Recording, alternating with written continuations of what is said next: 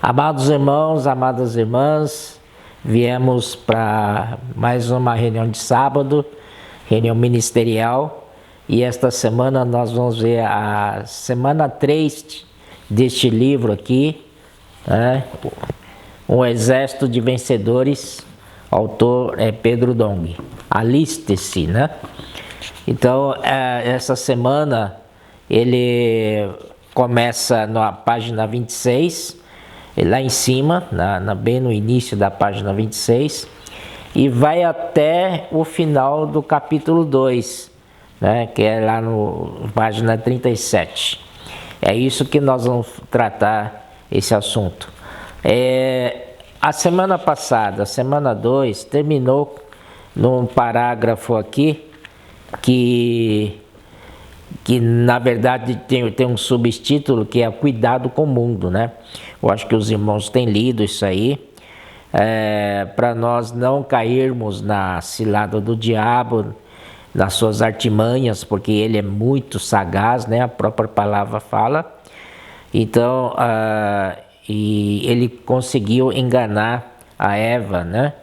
Em Gênesis 3:1, aqui lemos: mas a serpente mais sagaz que todos os animais selváticos que o Senhor Deus tinha feito, disse à mulher: é assim que Deus disse, não comereis de toda a árvore do jardim? Então você percebe que a gente tem que tomar cuidado, né? O mundo está debaixo do domínio de Satanás e ele sempre prega uma peça a nós, né? Então, para a gente tomar cuidado, porque aqui a Bíblia diz que ele é realmente sagaz, né? Muito sagaz. Então, qual que seria nosso comportamento, né? Então, a semana 3 começa com esse versículo aqui, da 2 Coríntios, capítulo 11, ele fala assim, versículo 2: porque zelo por vós com zelo de Deus, visto que vos tenho preparado para vos apresentar como virgem pura a um só esposo, que é Cristo.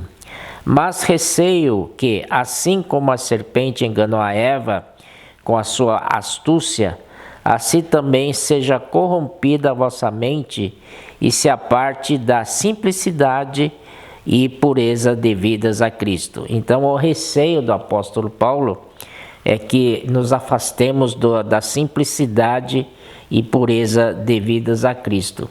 Então nós não podemos sair disso, né? Satanás, apesar de ser muito sagaz, mas não podemos apartar-nos da simplicidade e pureza devido a Cristo. Simplicidade, né? Já sabemos que é ser simples, e pureza é ter coração puro, sempre para o Senhor, olhar para o Senhor, para as coisas do Senhor, e não para outras coisas. Isso vai nos guardar, né? E ali então o que Satanás fez foi apartar Eva dessa simplicidade e pureza. Aí, a partir daí, o homem, depois que foi enganado por Satanás, o homem então tornou-se complicado, né? Muito complicado, e perdendo a simplicidade.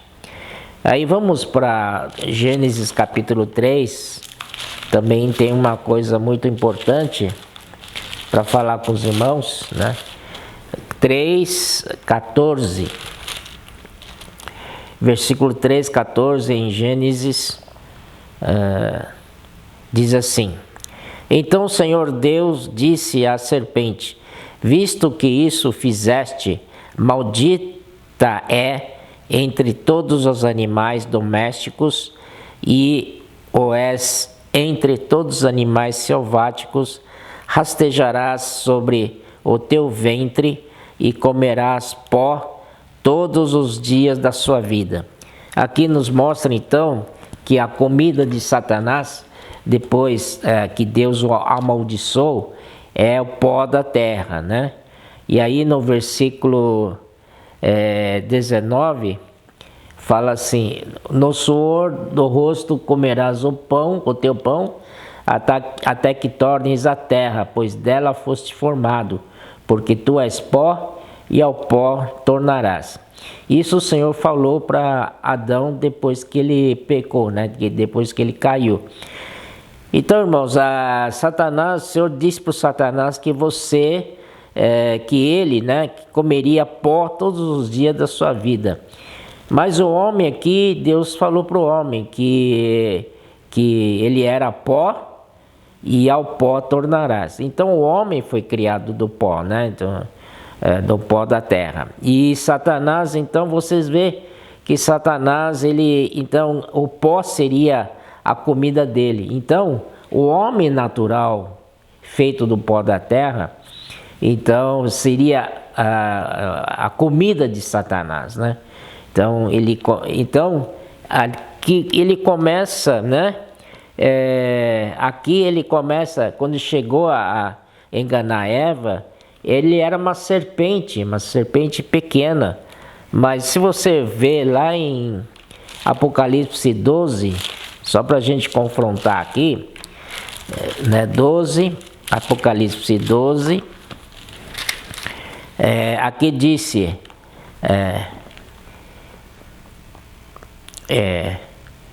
viu-se, versículo 3, viu-se também outro sinal no céu e um dragão grande vermelho com 7 cabeças, 10 chifres e nas cabeças 7 diademas. Só de ler aqui é uma figura terrível, né? Muito assustadora essa figura. Mas o Senhor diz, e aqui diz, lá em Gênesis capítulo 3, nós vimos uma serpente. Mas aqui em capítulo 12, versículo 3 de Apocalipse, nós vimos um dragão, e grande, e vermelho. Então você veja o desenvolvimento, desde o primeiro livro que apareceu a serpente, era pequenininho. E aí no capítulo 12 ele aparece já um dragão bem grande, né? E vermelho. Isso significa que ele comeu muito pó durante toda essa história de Gênesis até Apocalipse 12, né? Então ele comeu pessoas, né? Pessoas que são feitas de pó da terra, são pessoas naturais, tal. Então por isso, irmãos, vamos evitar que sejamos esse alimento do pó da terra para o inimigo nosso, que é o dragão. E depois, né, ele também, ele aqui fala vermelho. Por que vermelho, né? Vermelho porque durante toda a história ele derramou muito sangue, né? Ele que incitou todas as guerras, né? E você pode ver que na Segunda Guerra Mundial, né, houve perseguição contra os judeus, 6 milhões de judeus morreram, e depois, mesmo no tempo da Inquisição, muitos também morreram, derramaram muito sangue, né?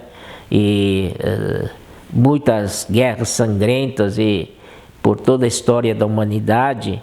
E então, por isso aqui ele bebeu muito sangue de homem, então ficou vermelho, né? Então, mas esse dragão aí, no final, ele vai ser julgado e vai ser jogado para um abismo, né? Que está em capítulo 20, versículo 2, diz assim: ele segurou o dragão, é o anjo, né? Ele segurou o dragão, a antiga serpente, que é diabo, né? Satanás, e o prendeu por 1000 anos, lançou-o no abismo, fechou e pôs selo sobre ele, para que não mais enganasse as nações, até que se completassem os 1000 anos. Depois disso é necessário que ele seja solto por pouco tempo. Então aqui nós vemos o fim, finalmente o fim de Satanás é isso, né? Agora vamos para capítulo 12, então, de Apocalipse. Aqui fala dele, né? Então, como falei, ele ficou, um dragão vermelho, porque ele derramou muito sangue, né? Sangue de cristãos, de judeus, de gentios, utilizando-se de grandes guerras sangrentas, genocídios, homicídios. E então, homicídio, né? Então vamos passar para João, né? João capítulo 12. João capítulo 12, né?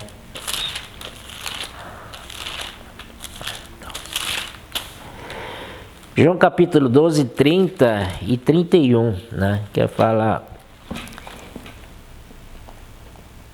aqui: chegou o momento de ser julgado este mundo, e agora seu príncipe será expulso. Então, e eu, quando for levantado da terra, atrairei todos a mim mesmo. Então aqui mostra que aqui foi julgado, né? Chegou o momento de ser julgado este mundo, agora o seu príncipe será expulso.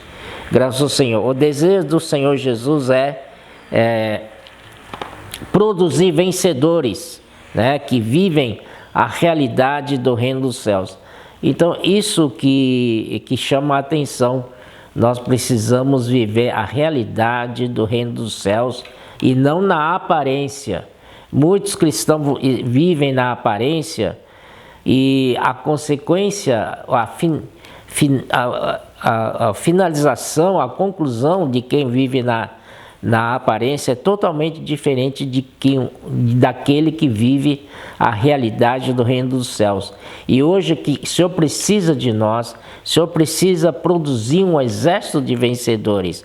Então, para isso é necessário viver a realidade do reino dos céus. Aí nós vamos para outro item que se chama salvos da serpente. Em João capítulo 8, 44, João capítulo 8, 44, ele diz assim: vós sois do diabo, que é vosso pai, e quereis satisfazer-lhe os desejos. Ele foi homicida desde o princípio, e jamais se firmou na verdade, porque nele não há verdade. Quando ele profere mentiras, fala do que lhe é próprio, porque é mentiroso e pai da mentira. Então esse versículo nos mostra, né, que ele é homicida desde o princípio, quando ele incitou Caim a matar seu irmão Abel. Isso está em Gênesis 4:8. Essa disposição de matar, de homicídio, está na humanidade desde lá do começo, né? Então, 1 João 3,15 também fala: aquele que odeia seu irmão é assassino. Portanto, irmãos, nós somos de Deus, devemos amar os irmãos, né? Esse acho que é uma condição básica para nós, vivendo na realidade do reino dos céus. Não é odiar os irmãos, mas é amar os irmãos, né? Então, toda a humanidade sofre desse veneno da serpente, que é essa violência, homicida, sangrento, né? Então, como a gente pode se livrar disso? Vamos ver uma história que ocorreu em Números 21. Números 21 foi quando começou a ter serpentes abrasadoras mordendo o povo de Israel, e quem era picado por essa cobra morria. Então Moisés então intercedeu ao Senhor. O Senhor disse para ele fazer uma serpente de bronze. Olha aqui, Números 21, 4 a 9. Vou ler aqui acompanhando os versículos. Então partiram do Monte Or pelo caminho do Mar Vermelho, a rodear a terra de Edom. Porém o povo se tornou impaciente no caminho, e o povo falou contra Deus e contra Moisés: por que nos fizeste subir do Egito para que morramos neste deserto, onde não há pão nem água, e a nossa alma tem fastio desse pão vil? Esse pão vil, irmãos, na verdade era maná que o Senhor dava para eles no deserto. Não tinha nada, então o Senhor deu pão para eles, e eles ainda reclamavam, né, de tudo, inclusive esse maná que era para a sobrevivência deles, e chamavam de pão vil. Isso é uma injustiça, isso é insulto ao Senhor. Então o Senhor mandou entre o povo serpentes abrasadoras que mordiam o povo, e morreram muitos do povo de Israel. Então aqui aparece as serpentes abrasadoras que mordiam o povo. E veio o povo a Moisés e disse: havemos pecado, porque temos falado contra o Senhor e contra ti. Ora ao Senhor que tire de nós essas serpentes. Então Moisés orou pelo povo. Disse o Senhor a Moisés: faze uma serpente abrasadora, põe-na sobre uma haste, e será que todo mordido que a mirar viverá. Fez Moisés uma serpente de bronze, olha só, e pôs sobre uma haste, sendo alguém mordido por alguma serpente, se olhava para a de bronze, sarava. Então, esse é muito significativo, porque lá no deserto, então, aquelas serpentes abrasadoras picavam as pessoas, né? Quando picavam qualquer israelita, então quem é picado morria, né? Então, mas o Senhor pediu para Moisés levantar num haste uma serpente, e Moisés fez uma serpente de bronze. Serpente de bronze, ele tem uma aparência igual à serpente verdadeira, só que ele é de bronze, ele não tem natureza da serpente, tampouco o seu veneno. Então, por isso nos remete ao Senhor Jesus, que ele é filho de Deus, que importa que ele seja levantado, né? Importa ele morrer e ressuscitar. Então, na ressurreição, ele foi levantado. E para todo que olhar para ele, crer nele, então não morrerá. Então, graças ao Senhor, hoje nós temos uma cura para essa picada, né? Por essa mordida da serpente. Então, e também Romanos lá no Novo Testamento, Romanos capítulo 3, 23.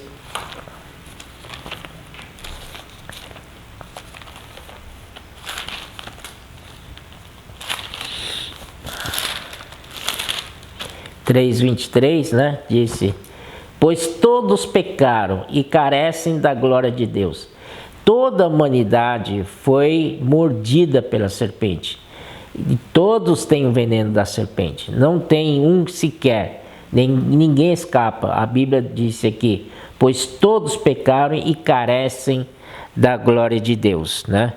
E também no 5:12, Romanos 5:12, ele fala assim: portanto, assim como por um só homem entrou pecado no mundo, e pelo pecado a morte, assim também a morte passou a todos os homens, porque todos pecaram. Então, não há saída. Então, aqui é taxativo: todos pecaram, mesmo que você acha que você não tem pecado, mas a natureza dessa serpente está dentro de você, né? Então, não tem como, tá? Desde que você seja homem, você está nesta lista de humanos que foram então picados por essa mordidura. Mas existe uma saída, né? Existe uma saída. Graças ao Senhor, o Senhor providenciou, né, o seu próprio Filho, né? E diz assim, em João 1,14, diz para nós que o Verbo se fez carne e habitou entre nós, cheio de graça e de verdade, e vimos a sua glória, glória como do unigênito do Pai. Então devemos dar glória a Deus pelo Verbo, né? Verbo, no versículo 1, capítulo 1, ele era o Verbo, e o Verbo estava com Deus, e o Verbo era Deus. Esse Deus, esse Verbo que era Deus, um dia ele se fez carne, o próprio Deus se fez carne e habitou entre nós, cheio de graça e de verdade, e vimos a sua glória, glória como do unigênito do Pai. Então, nosso próprio Deus, que é santo, né? Tal, na pessoa do seu Filho, aqui é o Verbo, se tornou carne. Mas para que se tornar carne? Para que, Romanos 8:3, né? Em Romanos 8:3, ele diz assim: porquanto o que for impossível à lei, no que estava enferma pela carne, isso fez Deus, enviando o seu próprio Filho, em semelhança de carne pecaminosa, e no tocante ao pecado, e com efeito condenou Deus na carne o pecado. Então, o Senhor Jesus também, ele herdou a carne, mas sua carne é diferente da nossa. Sua carne, nascido da Maria, não tem pecado, é sem pecado. Só explicar rapidinho, né? Isso talvez não é o assunto aqui, mas Senhor Jesus, como ele adquiriu a carne? Ele é próprio Deus, né? Que nasceu da Maria. Maria foi concebida pelo Espírito Santo e não teve participação do homem. Então José não tinha coabitado ainda com a Maria. Maria era virgem. Então o Espírito Santo, como a sombra, envolveu ela, então concebeu a Jesus dentro dela, né? Então não houve participação humana, porque o homem, ele é carne, ele é pecado, ele descende disso. Mas o Senhor Jesus, né? Ele adquiriu a carne por meio da Maria, né? Então, portanto, na carne dele não tem pecado. Mas ele se tornou uma semelhança da carne pecaminosa. Então, como se fosse uma armadilha, né? Uma ratoeira para que tanto Satanás, a carne, o pecado, o mundo, o meu velho ser, todas essas coisas negativas entrassem nessa carne, e aí o Senhor foi para a cruz. E quando ele foi para a cruz, quando ele morreu, então todas essas coisas morreram juntamente com ele. Graças ao Senhor. Então aí Deus pôde dar um fim, né, uma solução para essa carne pecaminosa. Isso que aconteceu conosco, né?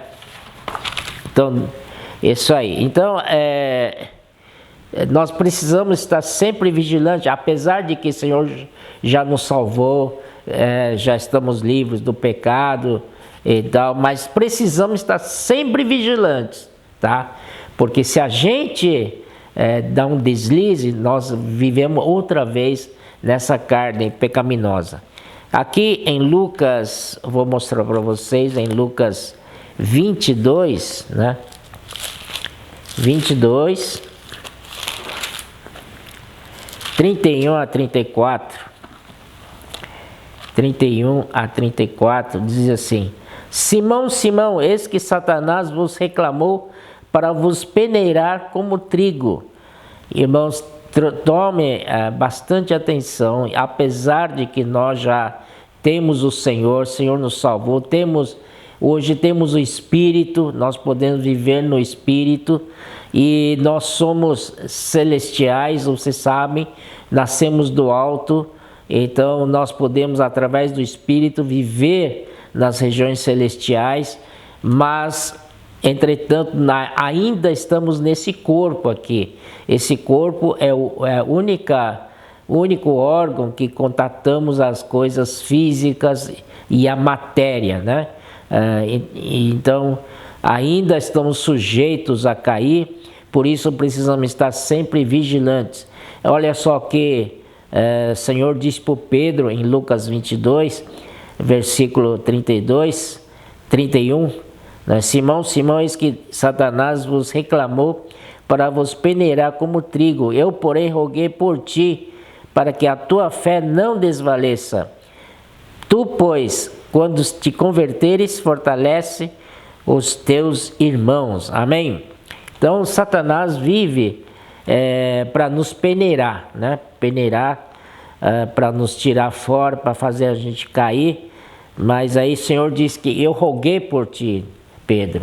Então o Senhor roga por nós, o Senhor é aquele que é o sumo sacerdote que intercede para nós, para a gente não cair na tentação.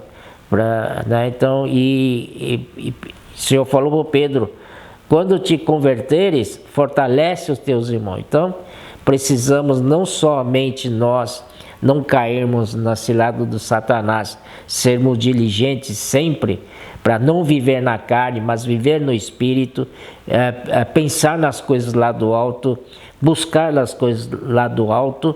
Também podemos ajudar outros irmãos que estão ao nosso redor, né? Vamos para 1 Pedro.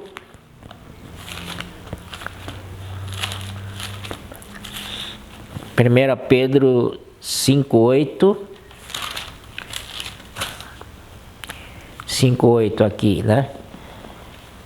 Rogo igualmente aos jovens, sede submissos aos que são mais velhos, outros sim, no trato de uns com os outros, cingivos todos de humildade, porque Deus resiste aos soberbos, mas contudo dá a graça, concede a sua graça. Versículo 8. Sede sóbrios e vigilantes. O diabo, vosso adversário, anda de redor como um leão que ruge, procurando alguém para devorar. Então, apesar, né, nós temos o Espírito, nós podemos pensar nas coisas lá do alto, mesmo assim precisamos ser sóbrios e vigilantes.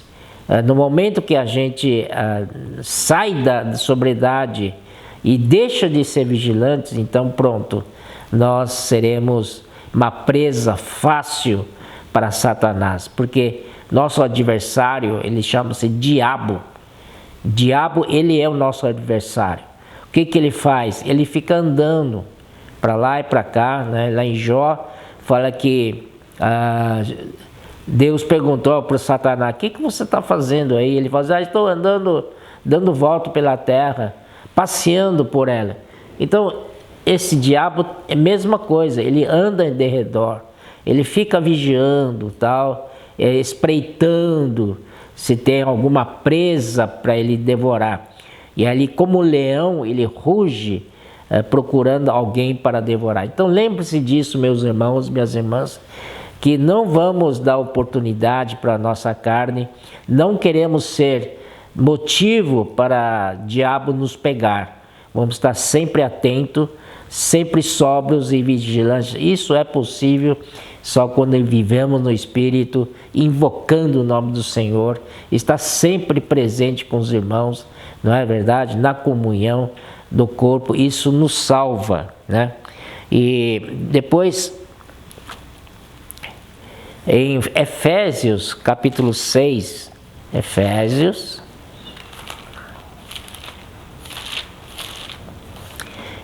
capítulo 6, versículo 11 e 12, ele fala assim: revesti-vos de toda a armadura de Deus, para poderes ficar firmes contra as ciladas do diabo, porque a nossa luta não é contra o sangue e carne, e sim contra os principados e potestades, contra os dominadores deste mundo tenebroso, contra as forças espirituais do mal nas regiões celestes. Além de estarmos sóbrios e vigilantes, precisamos também revestir-nos com toda a armadura de Deus. A armadura de Deus é para lutar, tá? É para lutar. Existe uma guerra acontecendo e já declaramos guerra contra o inimigo de Deus, para poderes ficar firmes contra as ciladas do diabo. Então, Satanás, ele é muito sagaz, ele é muito enganador, ele é sedutor, ele engana todo mundo, então cuidado com as ciladas dele, tá? Ele é muito sutil, muitíssimo sutil. Então, aqui diz pra gente revestir-nos de toda a armadura de Deus, não dar chance para o inimigo nos atacar. Porque a nossa luta não é contra o sangue e a carne. Então isso mostra que a nossa luta não está no plano terreno. Nossa luta está no plano celestial, porque ele diz assim, e sim contra os principados e potestades. Onde estão esses principados e potestades? Eles estão na região celestial, né? Eles estão ali nos céus, ali, espreitando alguém. Então a nossa luta é contra eles, nossa luta é da esfera celestial. Não é contra irmãos, nem pessoas, mas é contra eles, contra os dominadores deste mundo tenebroso, contra as forças espirituais do mal, não é? Não é contra humanos, mas contra essas forças espirituais do mal nas regiões celestes.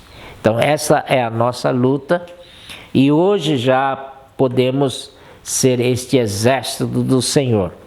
Bom, agora nós vamos para um subtítulo que se chama o Anticristo. Vamos conhecê-lo um pouco mais, né? Isso está em Apocalipse, capítulo 12. Vamos lá no Apocalipse 12.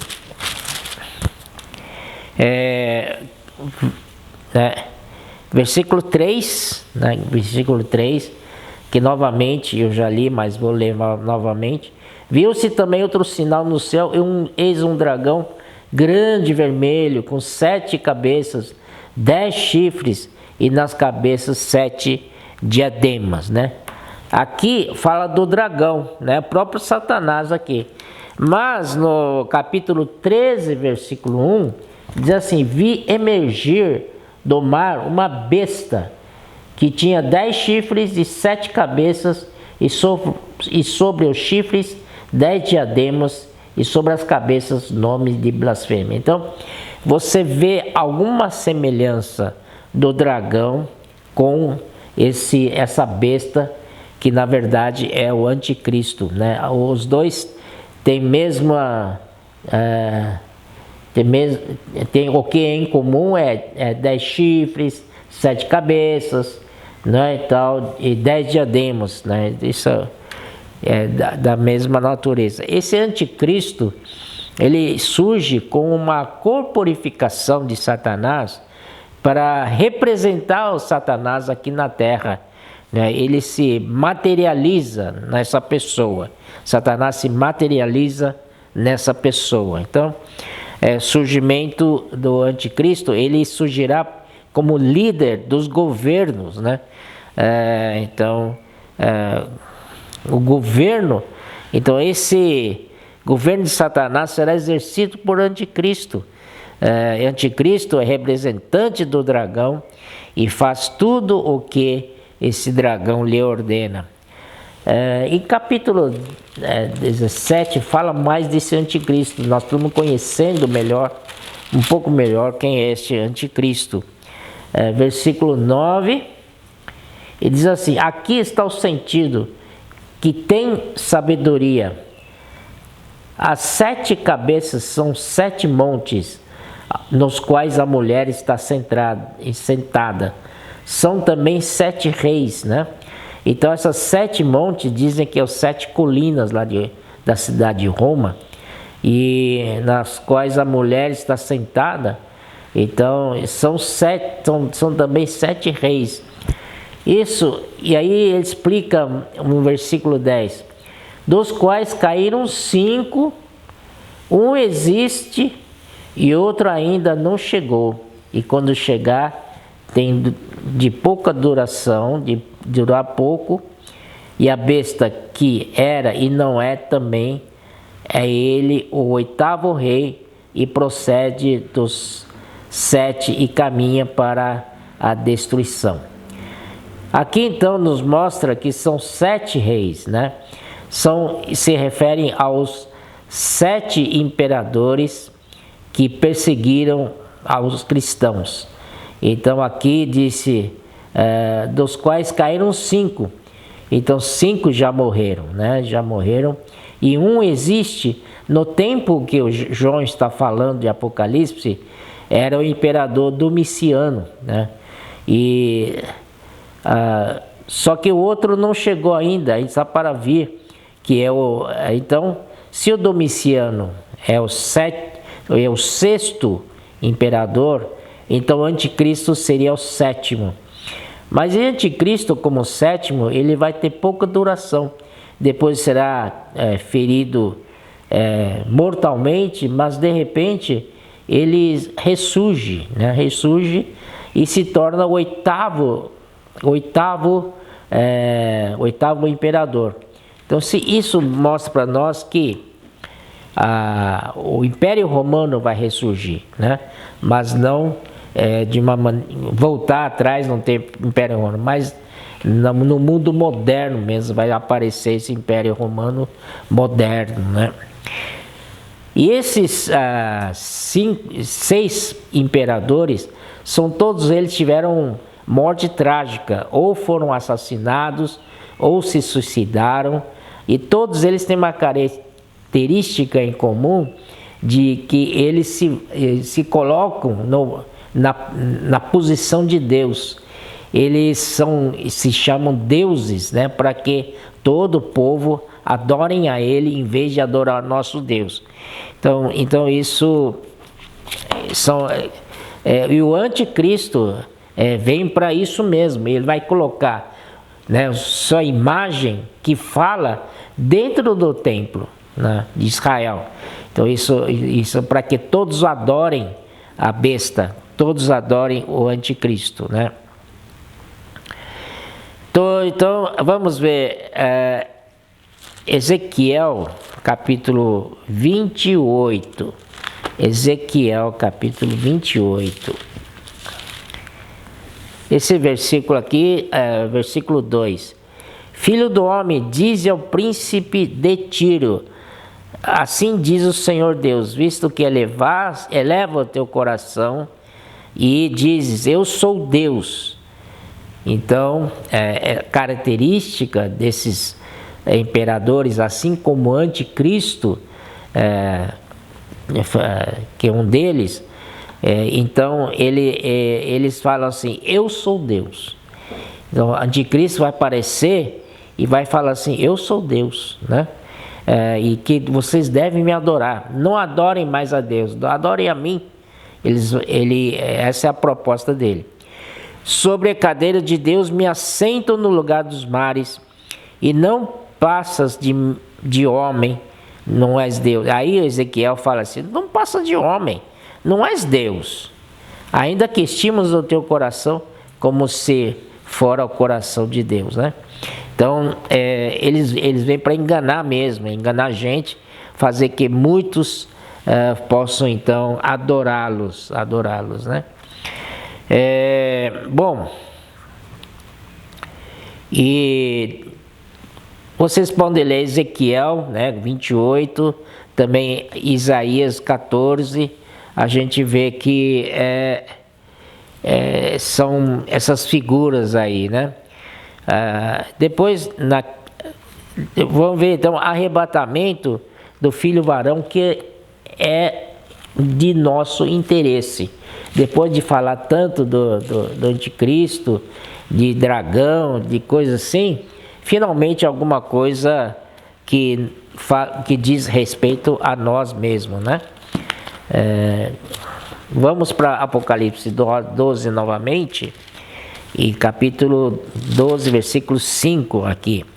Diz assim, nasceu-lhe, pois, um filho varão, que há de reger todas as nações com cetro de ferro, e o seu filho foi arrebatado para Deus até ao seu trono. Então, irmãos, aqui fala que, aqui, vamos ler desde versículo 1, viu-se grande sinal no céu, a saber, uma mulher vestida do sol, com a lua debaixo dos pés, e uma coroa de 12 estrelas na cabeça. Essa mulher simboliza não só a igreja, mas toda a cristandade, né? Toda a cristandade envolve aqueles que vivem da aparência do reino, tá? Então essa é a mulher. Muitos cristãos nominais estão aqui, mas nós somos cristãos genuínos, não somos nominais, Eles falam assim: ah, eu sou cristão também. Ah, eu sou cristão. Ah, sim, sou. Mas não segue de verdade, não tem realidade. Então se compõe essa mulher vestida do sol, que o sol representa o Cristo, né? E aí, achando-se grávida, grita com as dores de parto, sofrendo tormentos até a luz. Então aí, versículo 4 fala de dragão novamente. A sua cauda, a cauda do dragão, arrastava a terça parte das estrelas. Isso significa que ele então convence uma terça parte dos anjos para segui-lo, né? Estrelas do céu, as quais lançou para a terra. O dragão se deteve em frente à mulher que estava para dar à luz e lhe devorar o filho quando nascesse. Então, irmãos, aqui a cena é o seguinte: a mulher estava grávida, gritando de dores de parto, e o dragão, que é o Satanás, está em frente dela quando nascesse o filho varão. Então ele ia devorar o filho varão.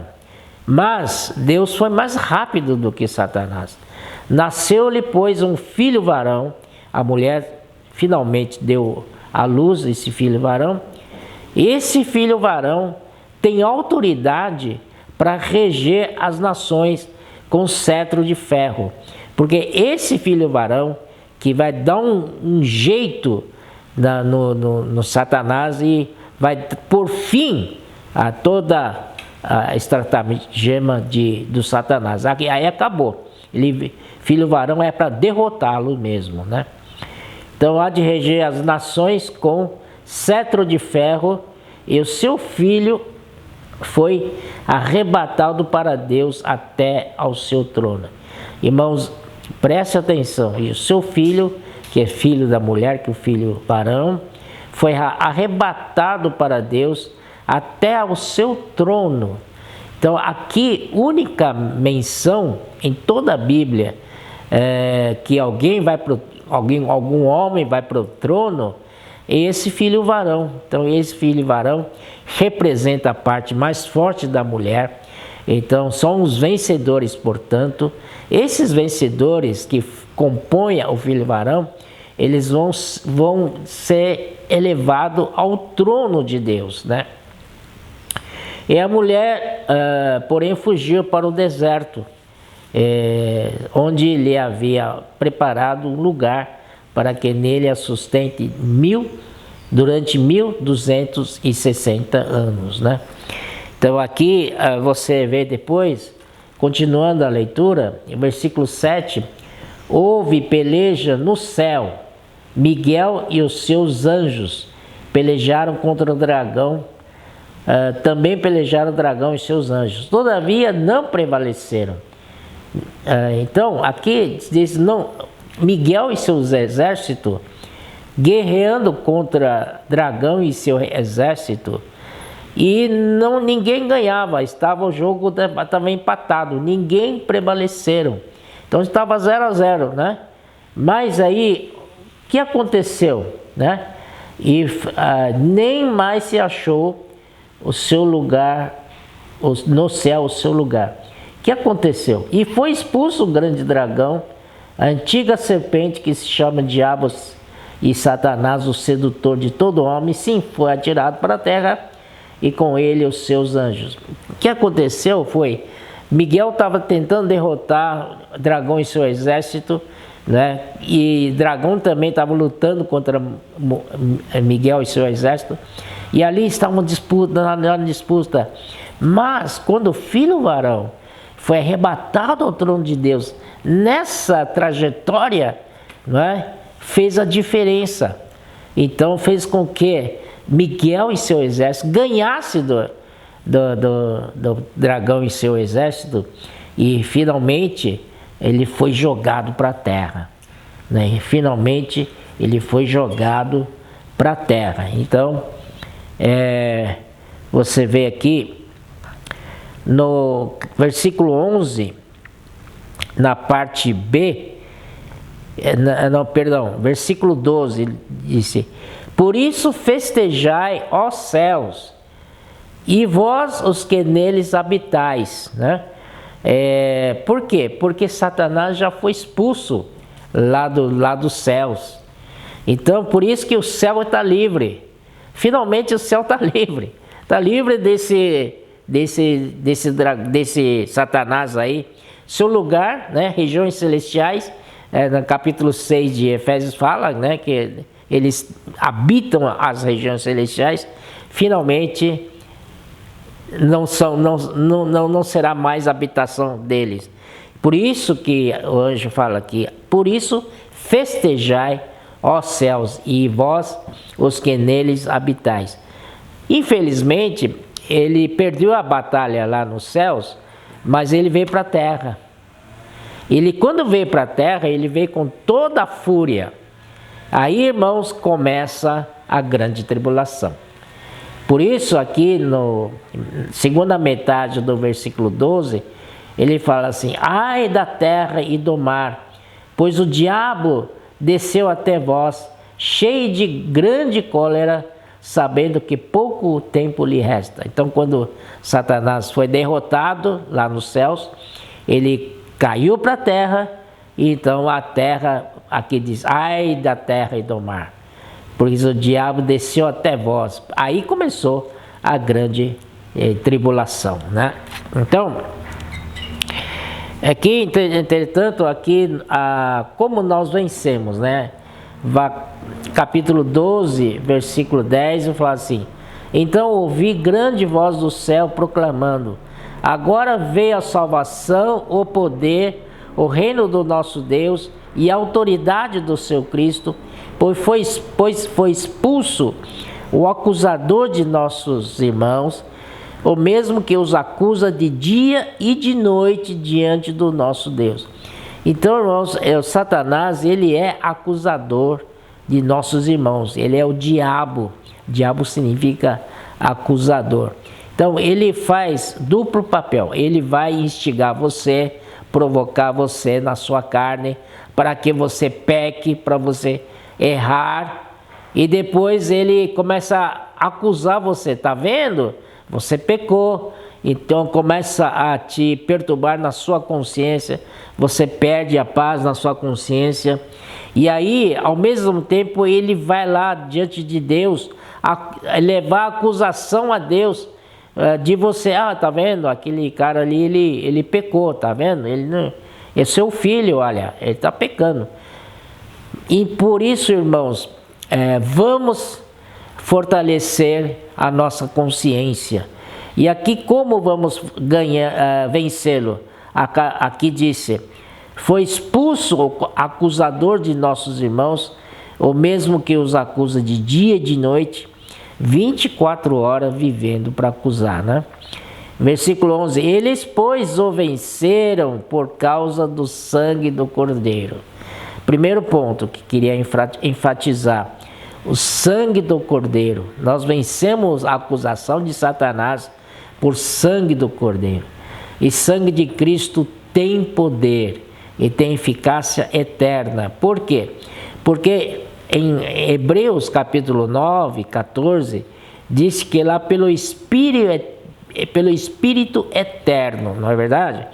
Então, vamos lá ver, vale a pena a gente gastar um pouco de tempo.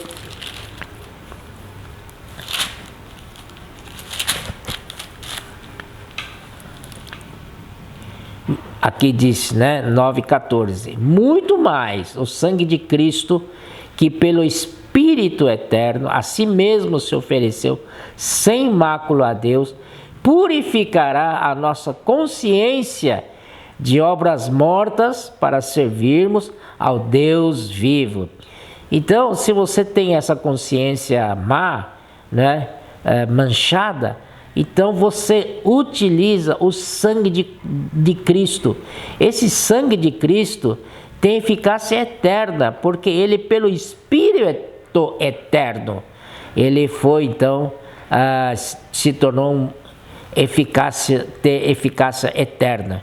Então, qualquer momento que nossa consciência estiver acusada, tiver algum problema, vamos aplicar o sangue de Cristo e deixar isso, vamos servir a Deus vivo, não vamos ficar na morte não, tá bom? E segundo passo, eles pois o venceram por causa do sangue do Cordeiro e por causa da palavra do testemunho que deram, e mesmo em face da morte não amaram a própria vida. Segundo ponto é a palavra profética que nós temos que temos ouvido, né? Mas precisamos praticar essas palavras ouvidas para que elas se tornem reais em nós, verdadeiras, né?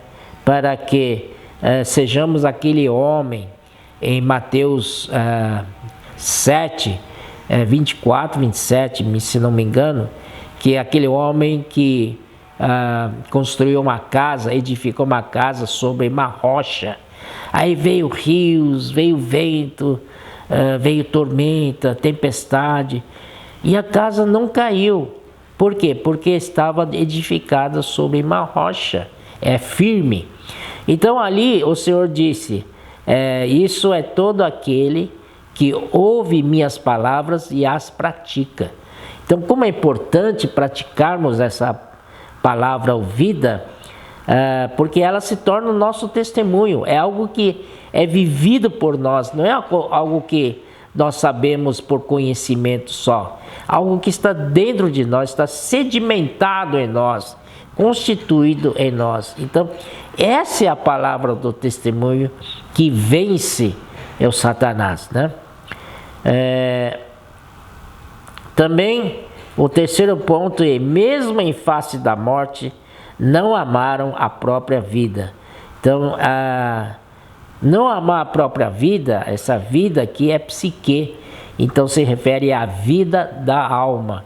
Então, o vencedor é aquele que não ama a sua vida da alma, ele, pelo contrário, ele nega a sua vida da alma, né? Então, em Mateus 16, 24, né? O Senhor diz assim: se alguém quiser vir após mim, a si mesmo se negue, tome a sua cruz e siga-me. Aquele que perder a sua vida, achá-la-á. E aquele que achar a vida e perdê-la-á. Mais ou menos isso, né? Então, quer dizer o seguinte: se você quer preservar a sua vida da alma, você vai perder a sua alma. Se você perder a sua vida da alma hoje, então você vai salvar a sua alma. Então é isso aí, né? Nós não amarmos a nossa vida da alma, pelo contrário, queremos que ela se encha de espírito, né? Totalmente útil ao Senhor. Então isso aí é o que está aqui, né? Estamos quase terminando, né? Aí também nós temos o arrebatamento, e temos outro arrebatamento, está em capítulo 14 de Apocalipse. Ele diz assim, versículo 1 de 14: olhei, e eis o Cordeiro em pé sobre o monte Sião, e com ele 144.000, tendo na fronte escrito o seu nome e o nome de seu pai. E ouvi do céu, vamos para versículo 4 para economizar o tempo: são estes os que não se macularam com mulheres, porque são castos, são eles os seguidores do Cordeiro, por onde quer que vá, são os que foram redimidos dentre os homens, primícias para Deus e para o Cordeiro, e não se achou mentira na sua boca. Aqui é outro grupo, né? São vencedores vivos, e esses vencedores vivos, enquanto eles estiverem na terra, eles são aqueles seguidores do Cordeiro, por onde quer que vá. Aqui disse, não se macularam com mulheres, porque são castos. Isso significa que não se prostituíram com as coisas do mundo, não amaram sua própria vida, não fizeram ídolos, não adoraram ídolos, não puseram, por exemplo, ganhar dinheiro na frente de Deus, né? Então, diante de todas essas tentações do mundo, eles se mantiveram puros. Então, como se fossem castos, né? Graças ao Senhor, porque eles só olhavam para o Cristo. O olhar deles, o interesse deles é só fazer a vontade de Deus. Graças ao Senhor. Por isso que eles são chamados de seguidores do Cordeiro. E então, esses são os vencedores vivos, né? Também,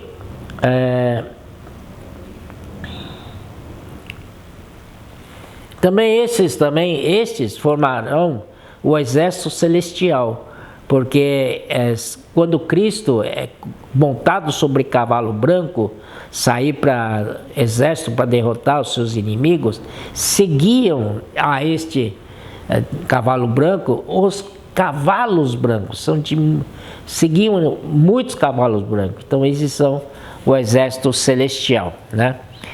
Ó Senhor Jesus, né? Nós estamos então no finalmente falar dos vencedores tardios. Está em capítulo 15, versículo 2 a 4. Vi como que um mar de vidros mesclado de fogo, e os vencedores da besta, da sua imagem e do número do seu nome, que se achavam em pé no mar de vidro, tendo harpas de Deus, entoava o cântico de Moisés, servo de Deus, e o cântico do Cordeiro, dizendo, né, tal. Então aqui são os vencedores tardios, são aqueles que não puderam ser vencedores nem nos 144 mil arrebatados vivos, nem fizeram parte do filho varão, mas eles passaram por grande tribulação. Mas depois de grande tribulação, eles foram achados vencedores. Então são eles que estavam sobre mar de vidro, mesclado de fogo, porque imagina, a grande tribulação é um mar de fogo, né? Sempre prova a todo momento, provações e provações. E esses vencedores, eles venceram a besta, eles não adoraram a besta e não tiveram nenhuma imagem, né? Nenhum sinal, número de anticristo, da besta neles, né? Então esses vão vencer também, né? Esses são chamados os vencedores tardios. Aqui fala, versículo 3, entoavam cântico de Moisés, servo de Deus. Isso são os vencedores do Antigo Testamento, do Velho Testamento. E o cântico do Cordeiro são os do Novo Testamento, porque Cordeiro é o Senhor Jesus, né? Então, graças ao Senhor, né? E no final de tudo, passando a grande tribulação, né? Aí o Senhor vai vir, então haverá então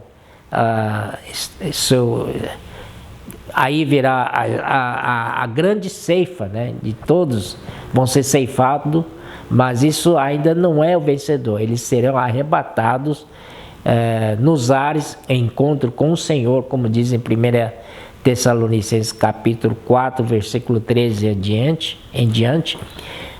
Ali, eles nos ares, eles vão ser julgados.